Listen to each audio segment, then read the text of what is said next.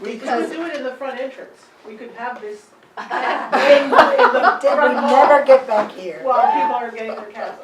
Okay. Well, you know, it was in response to Wahoo talking about the deep talk that she made about women, you know, and also Maria talking about her experience being persecuted in academia,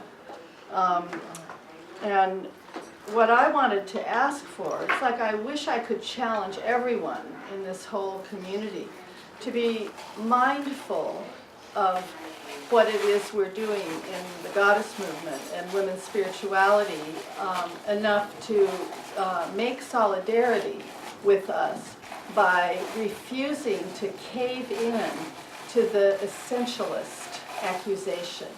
When that accusation is made, it would be so helpful, so beneficial for all of us if you would somehow just disagree with it instead of going on the defensive and trying to explain how what you're doing is not essentialist.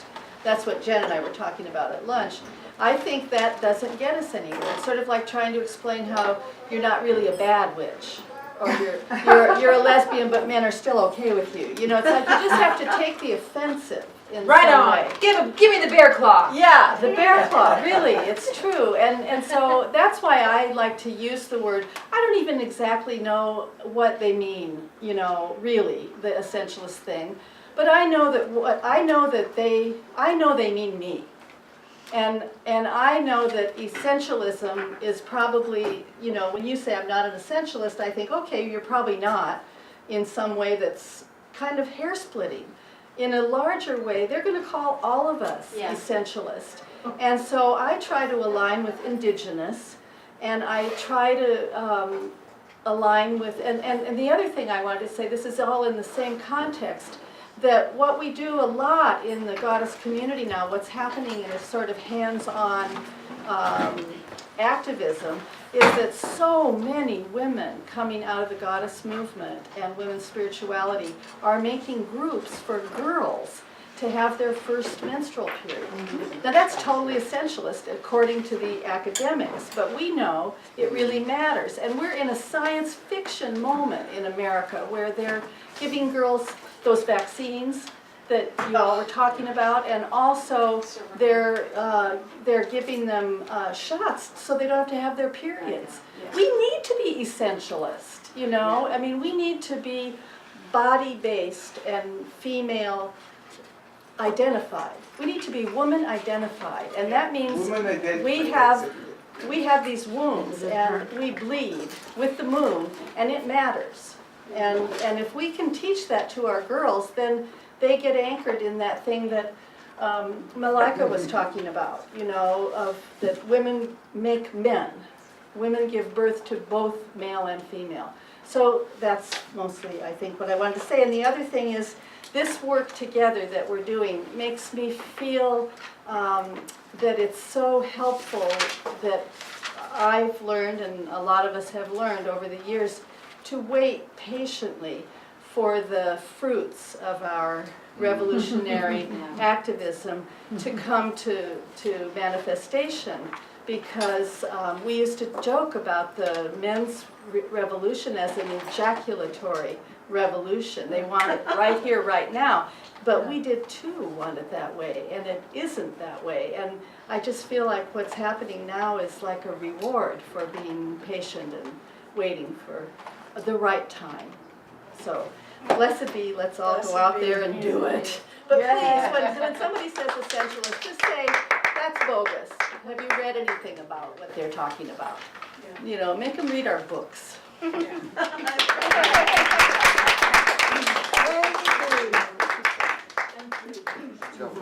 Discussion. One is about feminist theorizing that was raised earlier, and I must tell you a personal story. I published a book a couple of years ago about women and feminism in Israel, and it has something like 19 or 20 different chapters on different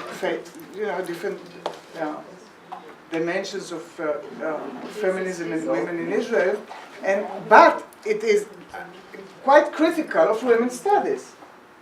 Quite critical. I'm kind of. I was very critical of women's studies, and especially the shift from woman, the concept of woman, to the concept of gender.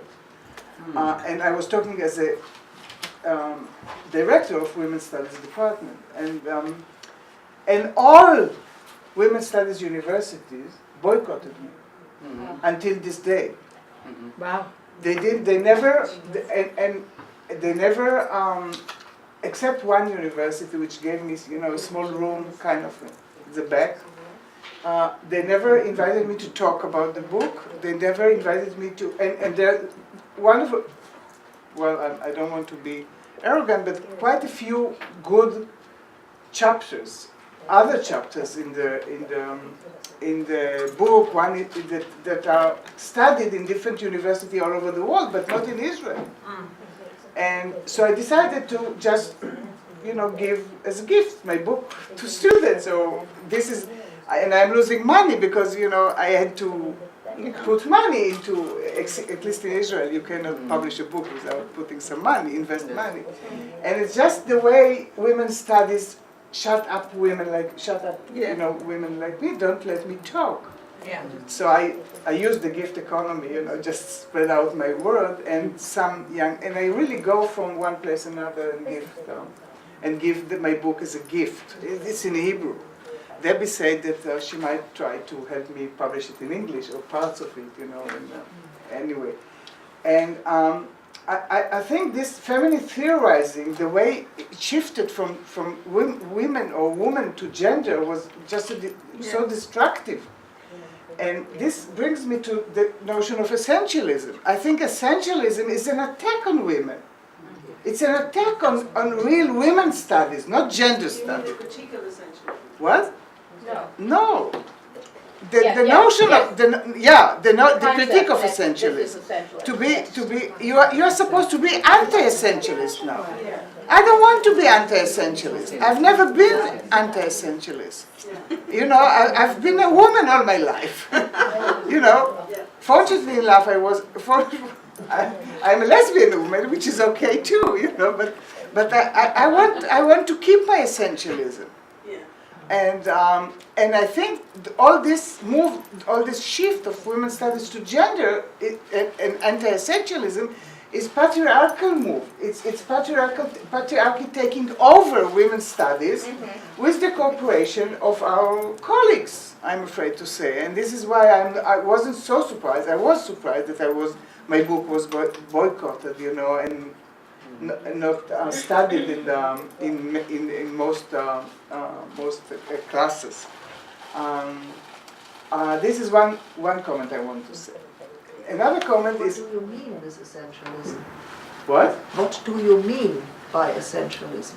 I don't understand. Essentialism is that what we are talking about here is that we are women. We are in our body, in our spirituality. This is our essence. This is called essentialism. This is and the women's studies are anti-essentialist, which I resent. I mean, I want to define myself like Vicky. I want to define myself like Vicky. I'm essentialist, and I think we have to be proud to be essentialist, and we have to, emphasize it. And it's very difficult. It's very difficult. But I think we should do it. Everywhere. This is one thing. Another comment that I want to make, which is from much more political, is about anarchism. I was supposed to talk about anarchism, and I find I'm quite aligned with young anarchists. I think the most vibrant young movement today in the world is the anarchist movement. Men and women. And they are young. I think in Israel, for example, the main opposition, I don't know if you know about the anarchists against the wall.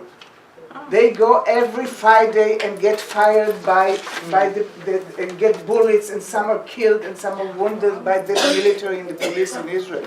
I mean, and they're doing, and in every G8 or G20 or globalization meeting they are present, and they are it's a very important, I think it's one of the most important young movement in the world today. And it's very interesting, by the way, that in Hebrew you have this gender difference, you know. You speak either as a woman or as a man. I mean, there's no neutral. So the young men speak in a female way. They talk about themselves in the female gender way, which is very nice and very kind of refreshing. And they move from a female to a male way of expression very easily, both men and women, but especially men. And I really like them. And I've been trying to align with them and to talk with them, and because I think as a resistant movement, we can learn a lot from them. As a resistant movement, I'm not ashamed to be of my feminist resistance, yes, but I think in many ways the feminist movement, because it got into academia and institutionalized, whatever, it's kind of lost some of radicalism. And I think the young anarchists are the most radical now, and in their resistance. And in their theory, there's many similarities to our way of thinking. Not motherly thinking, but no state, small communities, dismantle the state, small communities, no domination, you know, sharing. They don't talk about motherliness, they don't talk about the motherly principle, but I think they are enough open-minded to listen to it and to understand that they have the strategy, we have the theory, and we have the experience because of all matriarchal societies. We have past and present and future models that they lack. Right. So I think one of the main, for me, the main group that we should ally with, build alliances with, are the anarchist movement everywhere, and they are everywhere. They are everywhere, and they are so open-minded and such cute kids, I have to say. I mean, the oldest one I met was 32 or something like that. They are also older. I mean, they are older thinkers, but the activists, and they're so enthusiastic and so. This is my suggestion. Okay. Malika, did you want to say? No, but she wants to speak. Heide. Angie? Heide wants to speak. One of the things about going on a list a long time ago is not that your point becomes obsolete, but you just gather a whole lot more. That's why we're getting speeches at this point, right? Because we have a lot of things to comment on. But when I first went on the list, was way back when we were all talking about how women needed to support women, and how much power we could have if we got outside the patriarchal definitions and demands, if we could see them, if we could resist them individually, we could resist them collectively. And I really couldn't help thinking that that was the very basis of my feminism in the 60s and 70s. Of those in my location, in a kind of urban, context in North America, as a feminist radical, that's what we discovered. We discovered we were women, and we discovered the power we could have when we refused the patriarchal scripts, definitions, requirements. It was really, really exciting. And we did have power at that point, and people were very, very frightened of feminists then. And there were always many different tendencies and so on. But even in less specifically explicitly women identified, articulated, those that articulated less strongly woman identification. That was an atmosphere that feminism brought to liberal feminism and to socialist feminism and so on and so forth. It was a new knowledge that was incredibly exciting and incredibly empowering. And in my context, again, in an urban context, in the parts of that urban landscape that I generally inhabit, which isn't all of it by any means, and in the academy, that knowledge has been very, very successfully attacked and undermined, and the spaces have been recolonized. The feminists, you know, and I think I'm speaking to Vicky, I don't know, most people weren't here, but Vicky, when she spoke, or the point that she had been on the list to make for a long time, talked about essentialism and the need to resist the critique of essentialism because it absolutely undermines us. And it's the same thing about keeping the knowledge of the woman identification. And I think sometimes some of us say, okay, essentialism is a simplistic biological reductionism. That's what it should mean. And none of us, no one is essentialist that's being accused of it. Because, of course, it's not, it doesn't displace a social analysis, it's totally misrepresented. Other people want to say essentialism is woman identification and a knowledge of the significance of the body and so on. So we are essentialist. But my sense is in this network, the important thing is that we don't say we aren't essentialist for defensive reasons, that we insist on the woman identification and on the politics that goes with affirming all that's connected with the female and the necessary power of women if we want to have a human society. So I want to agree with Vicky and I want to agree with Arella that that's essential in some contexts. But thank goodness, I don't know, a lot of places in the world, women know they're women. Women don't find it that complex. Yeah. And they aren't apologetic for, thinking they're women. Right. It's just not a power that patriarchy has in those contexts. There's very specific places, I think, that has to be our struggle. But so it was that, for me, reminding myself, and it's something Vicky says a lot actually, the feminism, when I became a feminist, I came into those powerful forms of feminism.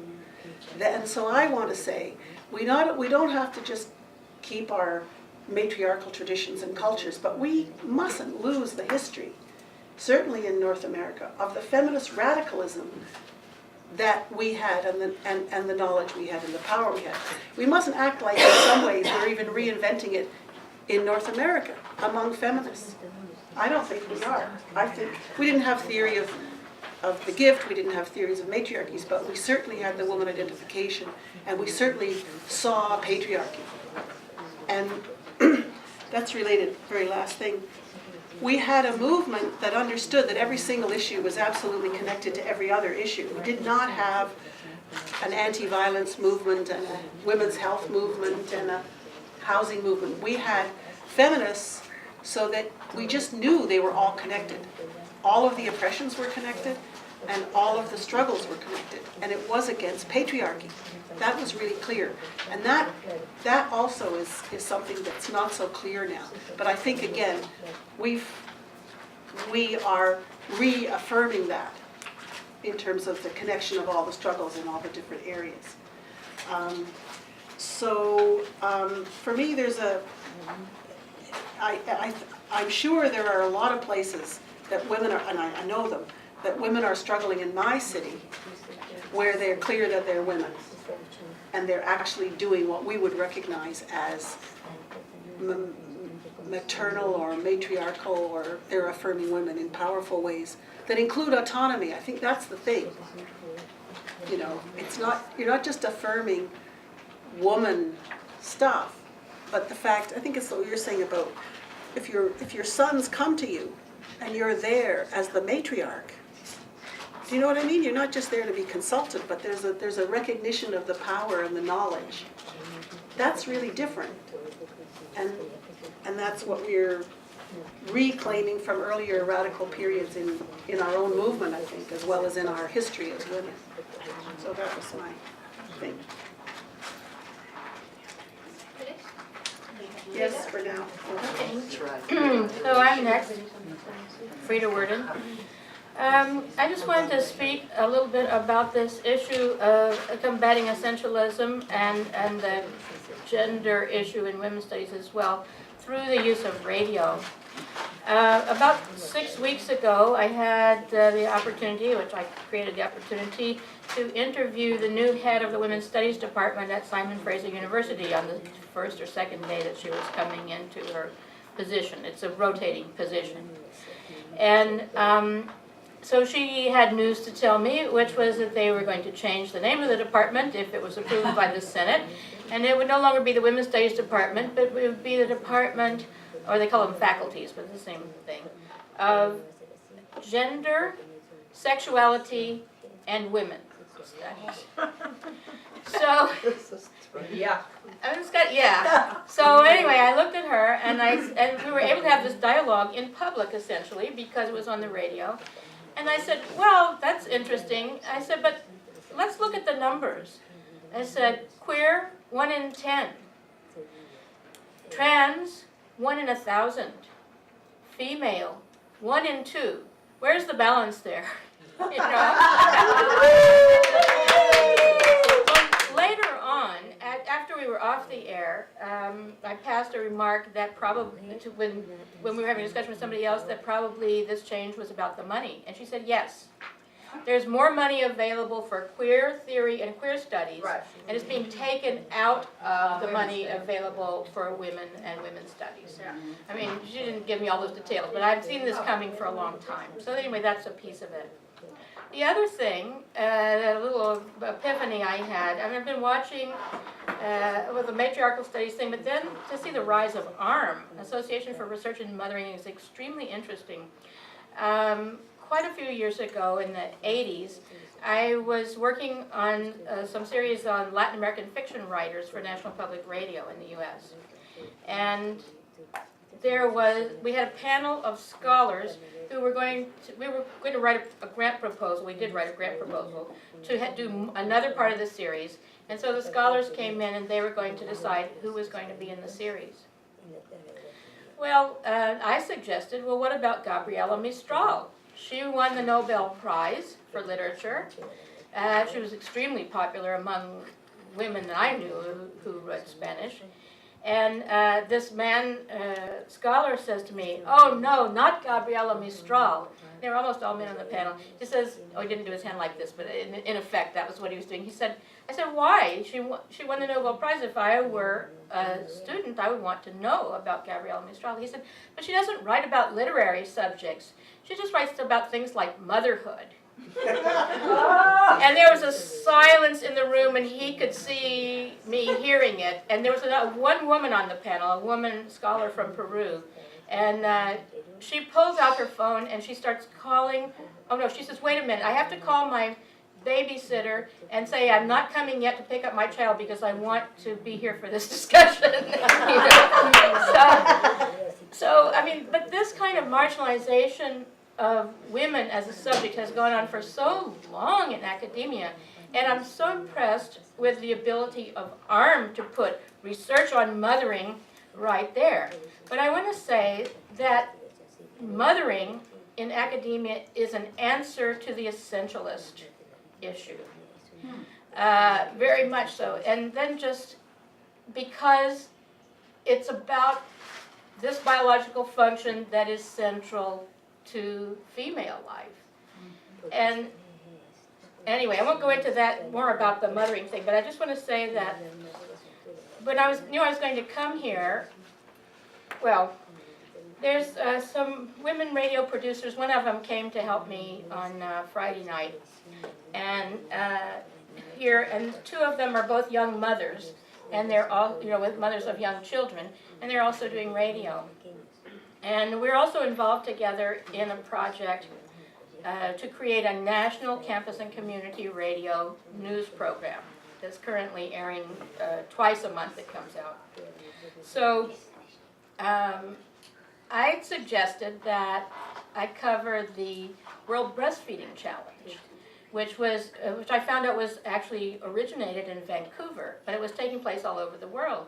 So one of the women here in Toronto said, okay, well, I want to work on that too. So we worked on it together on this piece about the breastfeeding challenge.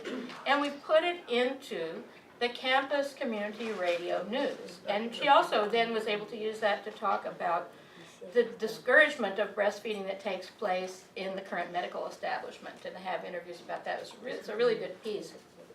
But then the other piece that we put into that program, which was being coordinated at my station, was about the all-women's pharmacy that was started in Vancouver. And we'd had one piece about the all-women's pharmacy, but then members of the trans community were challenging the all-woman policy of the pharmacy and the women's health collective's policy of woman born. And this same kind of challenge had also been done against Vancouver Rape Relief and Women's Shelter, had caused this organization to be highly marginalized because they were called anti-trans. The whole thing went all the way to the Supreme Court of Canada, which said basically an organization has the right to decide the characteristics of its members. So that was the end of that debate for that piece. So anyhow, here's the trans community coming in to challenge the women's pharmacy, but they know they probably can't take it, in that form of discrimination to the Supreme Court. Anyway, I won't go into all the details, but I'll just say that what happened was that the women's pharmacy called a meeting then with the members of the trans community who were protesting, and they had a discussion with them. And they said, we are working on primarily on women's reproductive health issues. This is different. We don't know about the issues that you have, the health issues that you have. Number two, you should organize your own pharmacy and we'll help you do it. So they were actually starting to create an alliance. And so the trans community people who've been quite militant, they said they wouldn't talk to us, but they did say that they were not going to file a complaint with the pharmacy board for discrimination at this time, which was kind of like the only thing left open, and that talks were going to continue, and both groups said talks were going to continue. So I was very happy to see that the essential nature of women, what I'm saying is that both breastfeeding and reproduction are essential. So when you talk about essentialism, these are real answers to the challenge. And I think that, the woman who was working on this project with me, she said about my show, she said, well, are you doing much coverage of mothering? And I said, well, truthfully, not very much.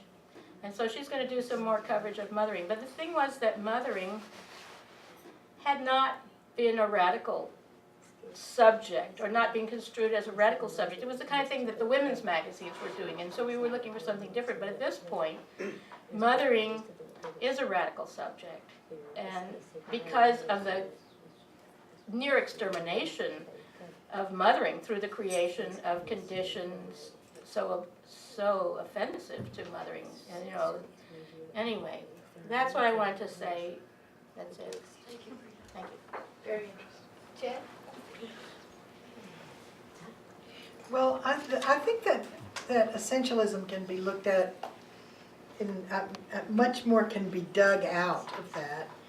And I think it possibly has to do with categorization, and categorization that's connected or has been infected by exchange and money in the market, and how money categorizes things as valuable and not valuable, and leaves gift giving out as a non-category. And the same thing sort of when you're categorizing with women as mothers, or basically mothers, It's giving them a commonality that should be a value that's evaluated by some standard of identity, and instead really what they want to do is leave it out as the gift-giving side of things. Mm-hmm. And so in a way it has to do with the thinking strategy that they approach it with. The inability to commodify.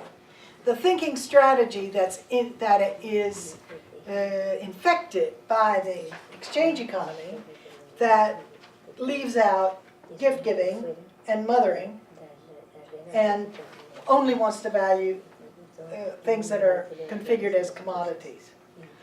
So, I mean, I think that... How does that relate to essentialism? Essentialism as having a common value, women having a common quality, that category, having a common quality which has to do with mothering, or they're biologically configured as hormones. And instead, what we're really looking at is a way of valuing what is not mothering and what is not gift-giving. And so commodification and anything that's related to the monetary standard or the male one-to-many standard, patriarchy. May I have one more little reply to this here? Just to say that I think the reaction against essentialism among some feminists, especially feminists who are trying to make academic careers, had to do with the concept that we had of I think I was saying this too, about the oppressiveness of forced motherhood. Yeah, well, That there were no choices, and they wanted to say, well, women can be other things, and therefore they didn't, but they were throwing the baby out with the bathwater. the mother out with a bathwater. Yes. Right. Yeah, but anyway, I think it has to do with the kind of thinking, a strategy that is connected with the market. And so what happens is that the alternative to essentialism is just a sort of manyness without a commonality. And that doesn't really work either. So, I mean, I need to work on this more, but I think that's, I've sort of said what I think. May I just add one comment about essentialism and mothering? I just feel that I don't know. I think part of the critique of essentialism was right, and we have to take into account why. Because it was essentialism under patriarchy. I mean, patriarchy used motherhood and commodified, and used the essentialist motherhood for patriarchal reasons. Now we have to redefine our essentialism in our gift-giving matriarchal perspective. That's our challenge. That is a I challenge. Could you think. just give one example for this? Because how? How did the patriarchy use it? Because, for example, in Israel, the national womb, what we call, you are supposed to make, to be a mother, to make children for the war, or for the demographic race with the Arabs. They are using our essentialist, our essence as for the sake of the nation, or for the state. And I want to redefine my motherhood in my own woman-identified way, or gift-giving matriarchal way. The way she does it so simply for her, I'm not sure, but I think I can hear it from matriarch, in African matriarch or South African matriarch. I can hear it in a different kind of rhetoric, and so. Listen.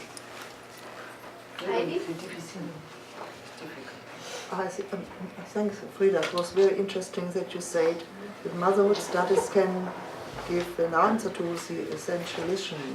essentialism issue. I would continue with this thought. I think motherhood per se is not defined. Exactly. We have to look. Motherhood is not well defined. We have to look in which societal framework motherhood takes place. And this dilemma with essentialism, these two definitions of essentialism have to do, in my opinion, with patriarchal motherhood.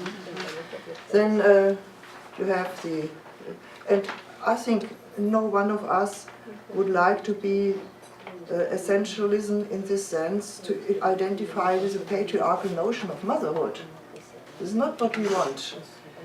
And for me, a clearer definition of this issue would come out if we say it's about matriarchal motherhood, which completely different structured than patriarchal fatherhood.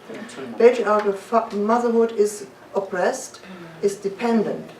Meanwhile, matriarchal motherhood in this set of society's values is independent, is free, is powerful. So to introduce here the concepts of patriarchal structure and matriarchal might be helpful. For me, motherhood studies is too general. Yes, yes, yes. Where motherhood studies, in which in which framework? This I would like to bring in. That is clearer and more helpful for many of us. Yeah. So we bring it back to a special social framework and to a special historical development. We bring this with this terminology of patriarchal and matriarchal. We bring in society and history, and then we have not too abstract terminology.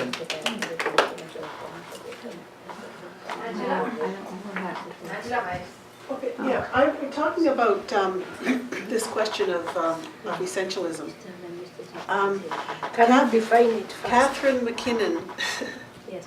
Well, I think different of us mean different things when we say. And I was saying before you entered the room that some of us mean different things by it. But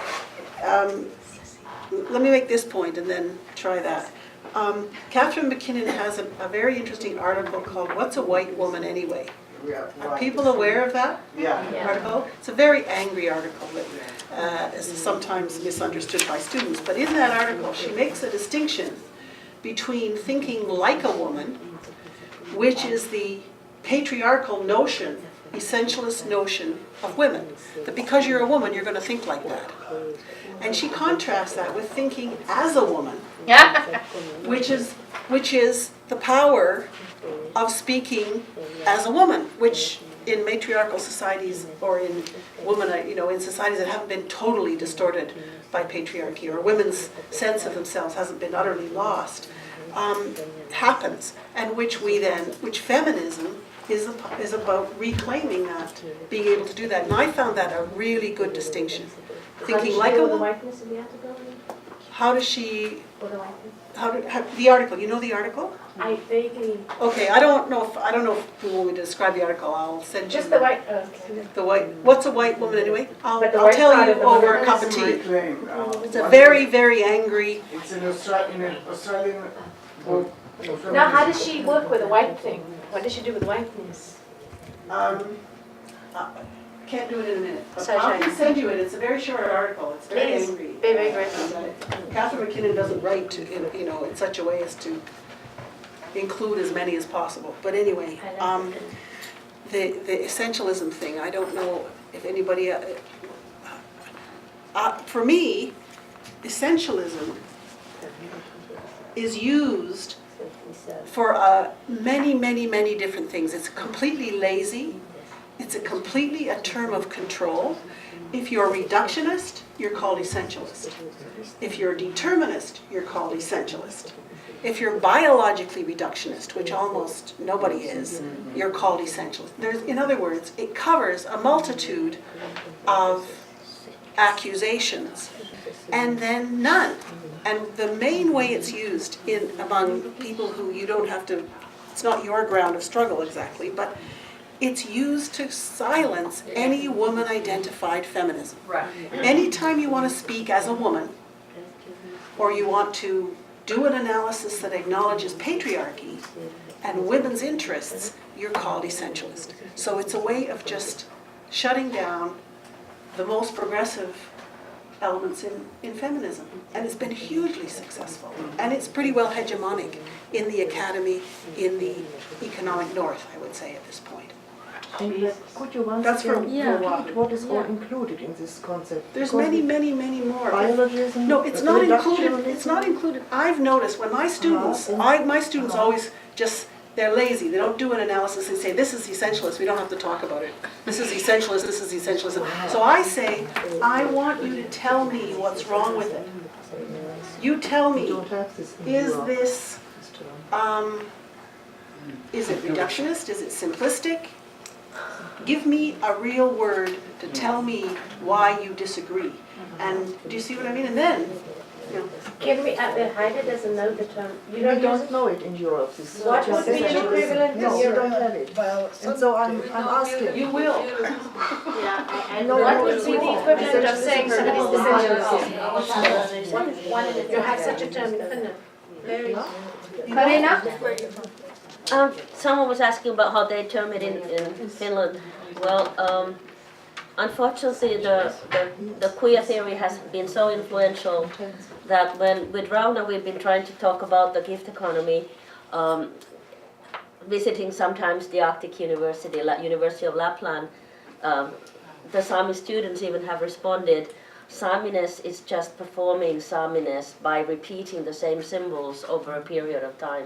So the Sami costume, the Sami cup, everything, these are icons of Saminess that we perform, and Saminess is the result of repeating the performance of being a Sami.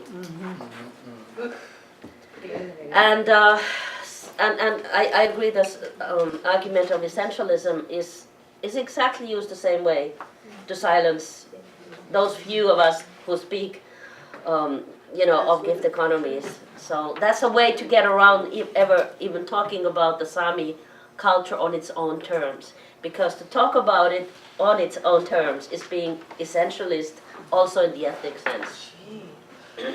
So you can't, some of us here who are white, we're not really white, we're just performing whiteness.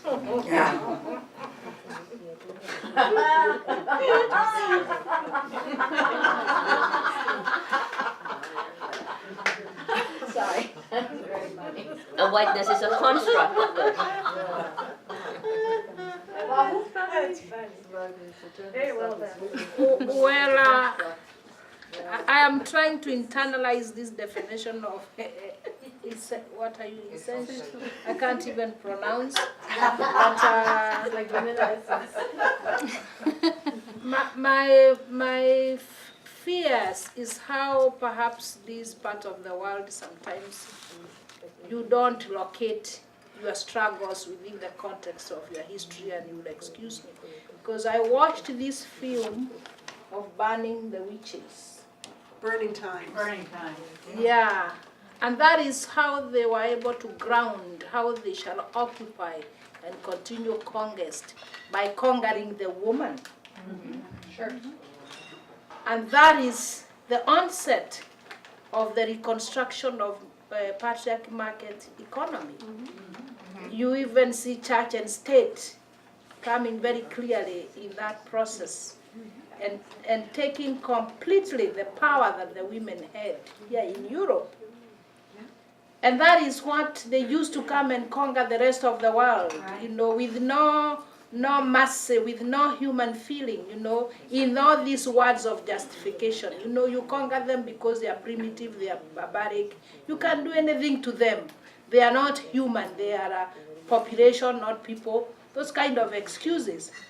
So with the discourse we have today about motherhood, I think from your struggles to universal suffrage and even to the work of the 60s and the 70s, you can see how the dislocation of the focus of motherhood as the victory of the struggle of feminism did not occur.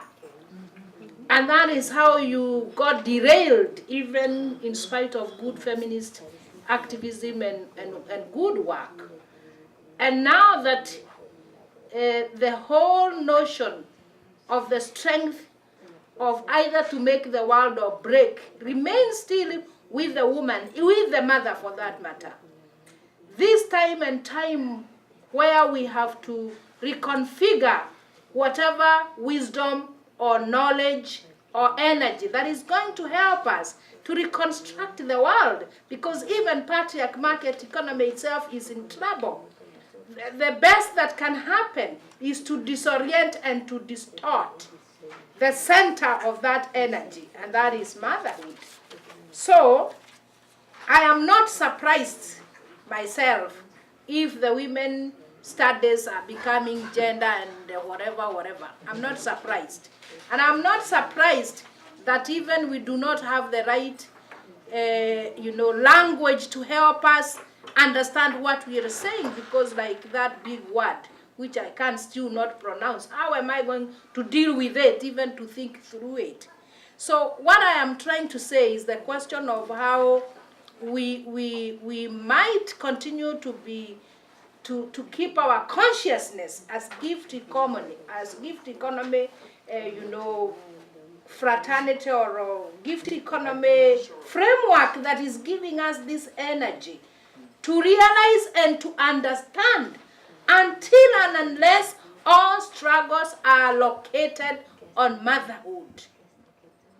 At every sphere of human action, be it academia, be it in business, be it at home, anywhere. And I think that's why we are saying all the movements that are ongoing, we must find out how they connect, because the starting point is the rejection of the system and in search of something that is going to connect life. And we are saying the gift economy has given a framework and inspiration beyond reasonable doubts for us who are sitting here, that it can be able to connect us with the action of making what really we need. And that's my appreciation, that we will be defined in very many ways. We will be derailed as much as possible. I listened to my sister here talking about anarchists. Who is calling them anarchists? Do they call themselves anarchists? Do they think they are anarchists? Because the whole construct of history of oppression is always to make the oppressor, the oppressed, take responsibility. The victim take responsibility and deal with the verdict of that oppression. And until when we refuse to take responsibility as victim, so to speak, then we have conquered, because you now can know what is oppressing you and how do you deal with it, and you stand up with your power. And the way that fume of burning of the witches and how the world has galvanized itself up to now, I still see we need to do a lot of work, especially in this part of the world, Europe and North America, in locating the essence of motherhood, the fertility of that spirituality, the custody of what makes life happen and continue. And I am not therefore surprised that all over the world now, women are being dislocated and disjointed from who they are. You come to Africa, the last 20 years they have talked so much out about girl child that we no longer know whether we have the girl child or whoever. And it's like the girl child was going to live alone in isolation in society. Yeah. And it has created lots of problems. So you can see a deliberate move to dislodge and to disconnect society. And this is because the way the girl-child strategy has been taken has been to really disorient the young women as they grow. As long as you have an education, then you cannot be a mother. Then you cannot be useful to community. Then community does not matter to you. After all, you have an education. And with education, you can do anything, including denouncing your community and belonging to nowhere.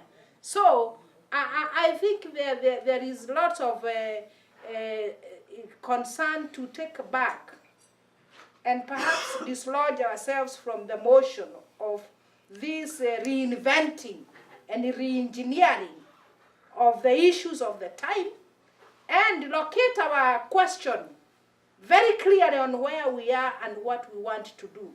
And where we are is just that we are women and we are the people who make things happen. And we'll engage with whoever is stopping us from things happen as women. And no more debates. Because if we debate, we will get just confused with this kind of language, like I'm finding it difficult to understand that word. Bernadette, did you want to say something? No, it's just. Marina? No, I just wanted to add to the essentialism debate that I just had an interesting idea. So thanks for this wonderful discussion. In Finland, there's a lot of money now poured into men's studies and into a research project on proving the violence of women. And now studies are coming out that women are more violent than men and so on and so on. So, yes. And I was just thinking, well, those men who are now getting those monies have been accusing feminism of essentialism. What is men's studies? Is that not essentialism? Should we not tell them not to take all that money because it's essentialism? Well, I mean, really, that argument, I never thought of using that argument. No, they're saying How that can this they is justify constructed. being- They're talking about constructed masculinities. You know, that's the way they're. So why don't they call it gender studies? I agree. The same To argument. take money. They have money. Exactly, so that's why we need women's studies and not gender studies. Queer politics is the same, queer theory. Holly? I just want to make a comment. Can I? Kelly's hand was up, darling. Do you want to go ahead? Okay. Oh, I don't know if this would be helpful to anyone. I've never been accused of essentialism. It's kind of nice. There's one thing I haven't been accused of. But anyway, if I ever were, I was thinking, well, what would I say on the spur of the moment? And I think I would just probably say something like, I'd have them define their terms. Yeah. But then I think I'd say something like, well, I was born, not too long ago, 5 decades, into a society, America, where the father and the son were at the center of everything. The religion, the economy, the liberal arts, pretty much everywhere you looked, the father and the son were at the center, and they were the normative human beings. And I still find that when I look around the world, I find that those conditions still obtain in many places. And so by putting the female and the mother and the daughter in the center, I think we could afford to do that for at least 3 centuries, and that it would be very expansive for everyone in the world to do that. And then see what they had to say to that. Because your point exactly, the intense male-centeredness of patriarchy is never attacked as essentialist, because it is the standard. So we start raising our arms and doing some, putting the female in the center, then we're essentialists. So I think the best tactic, to put them on the defensive, to be honest, is, to say, how can you not see all of, and I would never use the word patriarchy because that would throw them off, but, why isn't this defined as essentialist? Why do only women earn this kind of accusation? Exactly. Yeah. Because they have the power to define. I just want to comment on the statistics. Because they have the power to define. They have the power to define things and coin the words. Yeah, but then we reclaim the words. Yes. Yeah. Yeah, we That's all right. I just wanted to make a comment on the statistics that's not true about supposedly women are more violent.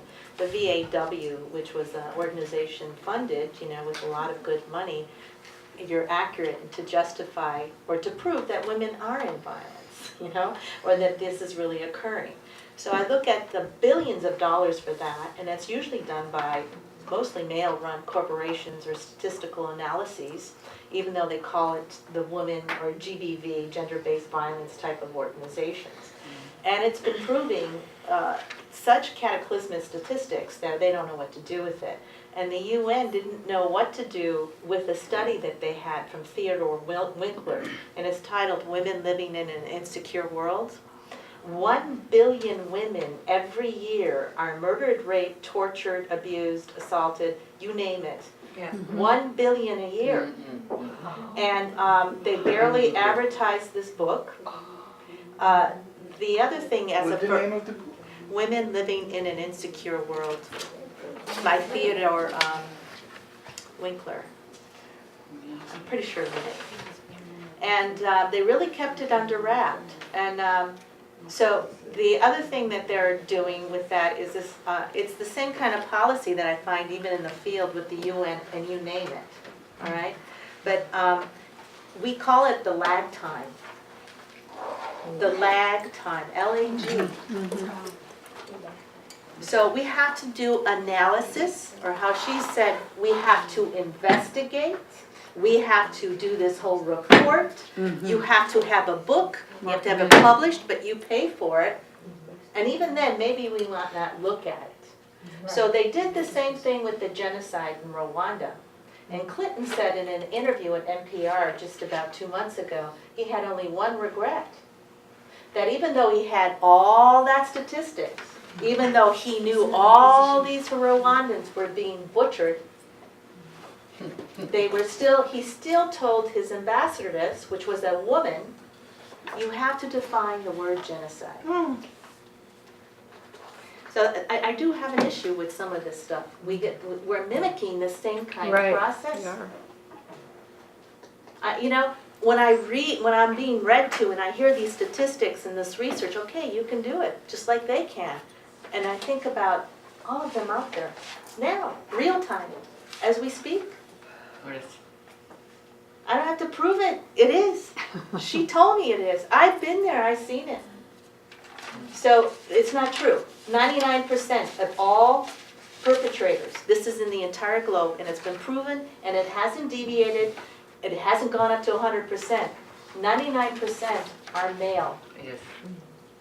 Of all violence. That's a global accurate statistic. That's known in Finland, but when it's talk about gender violence. Even gender violence, 99% of sexual abuse, incest, GBV, all of that, 99% of the perpetrators are male gender.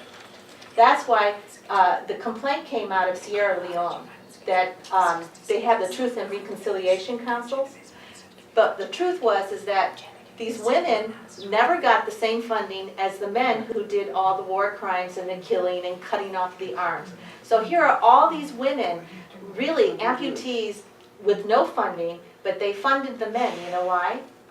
Based on the statistics that 99% of GBV and the rape and all that, gender-based violence, are based on the fact they're all male. So we have to give them something to do, we have to give them a job and everything, while the victims are not funded. Wow. So, but this isn't highlighted. Wow. That is just horrible. It's, I had no idea. horrible. Yeah. Well, we've heard about the importance of framings within this conference more than once. Right. And this group has the opportunity to frame what motherhood and the gift economy is and how it can then be presented to the world. So how is that going to happen, is my question. By doing the arguments about the way academia works or essentialism, and believe me, I've been there for 35 years, I don't think that gets us beyond that. We need to be our own framers. Frida? Oh, I'm next already. I wanted to say something about framing, actually, of this violence, the male violence and the gender-based violence. There are some men now, rather famously, coming out against male violence against women. And this is good. There's a fellow at the University of Texas, there's a Canadian fellow, I think, from Toronto, who've written books and who've toured and who are talking about it and things like that. So that's good. And we've heard also about the sons who are respectful to the mothers and who are good people in the world. So we have a real problem with the male identification with the male regardless of the violence, so that the judges, I was in 1993, Genevieve sent took a bunch of us to the World Conference on Human Rights in Vienna. And Ed Broadbent was there. He was one of the judges who was sitting on the tribunal on the violations of women's human rights. Are you leaving? Is she leaving? Mary? Are you leaving? No, she's just that she's going to probably smoke, which is a good idea. She's distraught, So, and then when it was time for the judges to render their judgment, I remember Ed Broadbent saying, well, I'm sure no men at this conference have done anything like this. And I happened to be walking out of the room. I was taking the opportunity of when he was speaking to go to the washroom because I've been recording the whole time. But I said this. I don't think he heard me from the back of the room. I said, "I don't think so, Ed." But this kind of thing. First, the inability of men to believe of other men, the depth of the violence. Then their denial. Then some of them are in denial or cover up of their own violence. What I'm saying is, how do we drive the wedge to separate the men who are, or maybe it's that we have to promote their affiliation with the mother and with the protection of motherhood and so forth. But we can't we've got to break the concept of male solidarity regardless of the amount of violence. There was a radio program I just heard from Australia that was about rape in war. And it was a lecture. There were some things said there that I felt I couldn't release it for broadcast in wings because the U.S. stations would probably get FCC violations for mentioning